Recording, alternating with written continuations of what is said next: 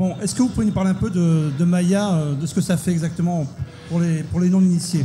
Donc je crois que Maya est surtout connu comme le logiciel qui a été utilisé pour presque tous les films qui sont sortis les dernières 5 années. Donc quand je dis tous les films, surtout pour appliquer des effets spéciaux dans un film.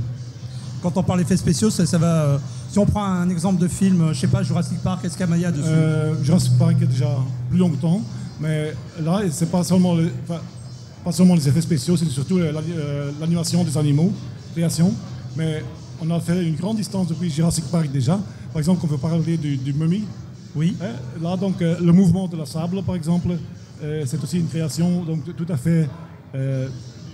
c'est pas filmé en réalité, c'est créé sur ordinateur. Donc. D'accord. Pierre? Les productions lourdes, le film, la publicité, c'est le domaine de prédilection des produits Maya. Voilà.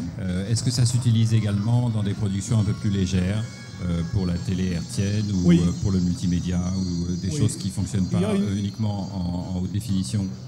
Il y a une évolution dans ce sens-là. Je crois même un très bel exemple est l'Internet maintenant.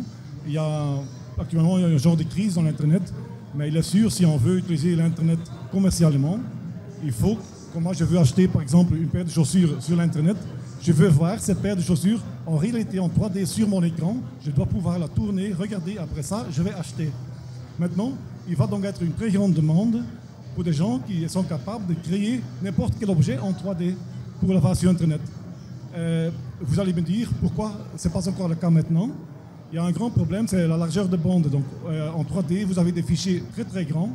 Et ces fichiers, bien sûr, s'il faut les transporter par une ligne téléphonique pour arriver à votre écran, c'est encore un problème. Mais aussi ça, le dernier mois, il y a 4 fabricants qui ont sorti un logiciel pour transformer les fichiers de Maya dans un fichier qui peut être utilisé sur l'Internet. Donc, je crois que l'évolution montre très bien qu'on va appliquer Maya dans toutes sortes de domaines qui doivent être aussi réalistes que possible. C'est vrai que quand on regarde la gamme des produits chez d'autres fabricants, parlons un peu de vos concurrents, chez Discrete ou chez Avid, on s'aperçoit que souvent ils déclinent leurs produits lourds dans des versions plus légères. Je pense, je ne sais pas, à combustion par exemple, ou bien à des solutions de montage comme ExpressDB. Oui. Est-ce que on peut envisager la même évolution chez vous?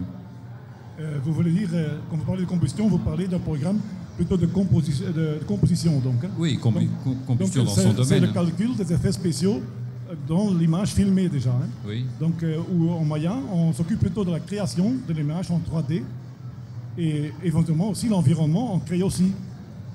Ou une autre application serait qu'on crée l'objet en 3D, qu'on utilise après dans une séquence filmée. Aussi, ça c'est possible en Maya.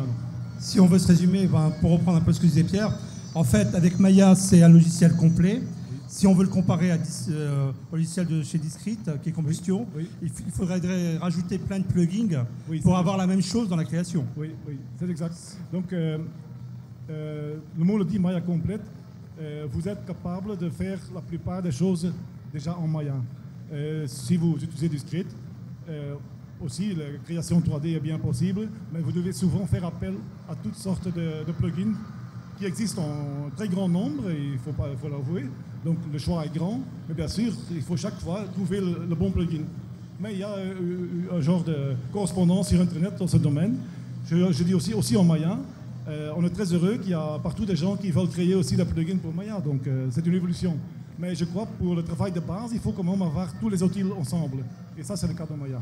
Si on parle d'évolution, on a la Maya, la version 3. Oui. Ce soir, il y a une nouvelle version qui va être présentée, d'après ce qu'on a pu comprendre. Oui. Est-ce que vous pouvez en parler? Oui. Ça veut dire, avec Maya 4, nous avons surtout voulu répondre. Par exemple, certains gens nous disent, Maya, ça a quand même l'air compliqué. Et d'un côté, on est d'accord, parce qu'en Maya, il y a tant de possibilités pour arriver à un résultat très réaliste que souvent, un débutant, il se perd là-dedans. Et ça, c'est le grand problème. Y a-t-il un domaine de fonction dans les produits Maya où Maya est particulièrement brillant? Par exemple, je ne sais pas, la gestion des particules, ou bien le caractère animation, ou bien les lumières. Y a-t-il certaines fonctions sur lesquelles vous faites la différence par rapport à d'autres solutions techniques? Oui, par exemple, quand je parle de particules, nous avons par exemple 170 paramètres qu'on peut régler, par exemple pour créer un nuage de la fumée. Donc on peut chaque fois peaufiner tellement qu'à la fin, cette fumée est très très réaliste. Donc de plus de paramètres que vous avez pour régler, de plus réaliste votre résultat sera. Et ça, dans beaucoup de paquets, on n'a pas cette possibilité d'avoir tant de paramètres à régler. Mais de là vient cette idée que c'est compliqué. Hein? Si tu permets, il y a quand même deux produits que vous distribuez. Il y a une version limitée et une version classique. Oui. Pourquoi? Nous avons pensé aussi que beaucoup de gens qui utilisent Maya n'ont pas l'ambition de faire des gros projets de films. Donc c'est pour ça deux versions. La deuxième version a plutôt une série d'options qui permettent vraiment d'intégrer des créations 3D dans des séquences filmées, donc vraiment pour le monde film, on peut aller avec cette possibilité à Hollywood et un peu partout. Mais comme nous n'avons pas tant d'Hollywood ici dans l'environnement, beaucoup de gens seront déjà heureux avec la version Maya Complete, qui est très complet, seulement il n'y a pas cette possibilité film. Donc, hein. Quand on visite un peu le festival, le salon également de Synthesis, on est frappé par la prolifération des outils, des solutions techniques différentes, et puis aussi par de réelles avancées, des succès chez certains fabricants. Est-ce que vous pensez qu'on va vers une diversification tous azimuts, avec une multiplication des produits dans lesquels il est difficile de se retrouver, ou bien est-ce qu'il est possible qu'il y ait un leadership dans le secteur d'activité qui est le vôtre? Non, je crois quand même qu'il y a une diversification à entendre. Déjà maintenant, même en Maya, nous recevons très souvent des demandes très spécifiques. Par exemple, des architectes qui veulent utiliser Maya, malgré que ce n'est pas un programme d'architecture. Mais ils ont séduit par une série de belles possibilités en Maya qui veulent quand même l'utiliser. Donc nous allons être vraiment obligés d'ajouter à Maya certaines caractéristiques qui sont nécessaires pour un architecte. C'est qu'un exemple, mais comme ça, il y a plusieurs. Donc cette diversification, elle s'impose du côté du client déjà. Dans ce type d'évolution, vous avez une méthode particulière pour exploiter les retours des clients sur des demandes de modification, des adaptations d'interface ou des choses comme ça? Je ne comprends pas tout à fait. Qu'est-ce que vous... Je veux dire, dans ce type d'évolution, lorsque vous tenez compte de la demande, est-ce que vous avez une méthode de développement particulière pour intégrer les retours que vous recevez des clients, leurs réactions? Je crois que le Maya 4 est un très bel exemple.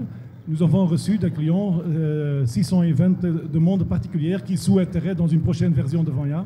Et en Maya 4, nous avons réalisé 420 de ces demandes. Entre autres aussi, comme je viens de dire, ça a l'air compliqué souvent. Et on va essayer, mais enfin, dans la version 4, c'est le cas. On a vraiment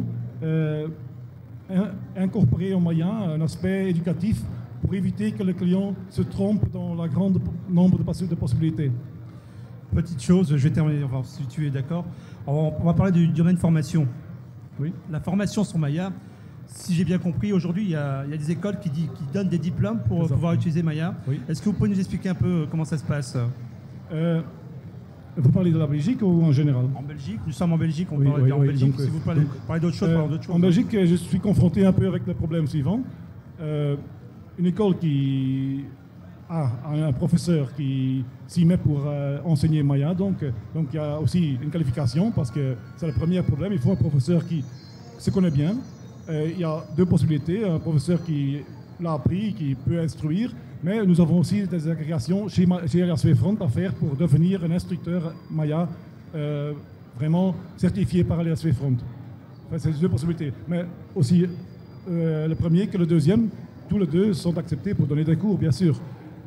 Seulement, moi je constate en Belgique que le programme imposé par le gouvernement pour instruire 3D par exemple, vous êtes obligé la première demi-année pratiquement d'instruire des choses générales sur le 3D sans toucher à Maya.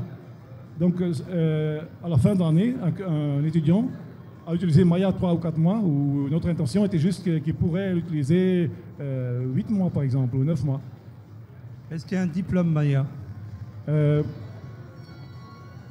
Oui, il y a des écoles qui font ça, oui. Donc c'est l'école qui finalement est l'éditeur du diplôme, donc. Hein.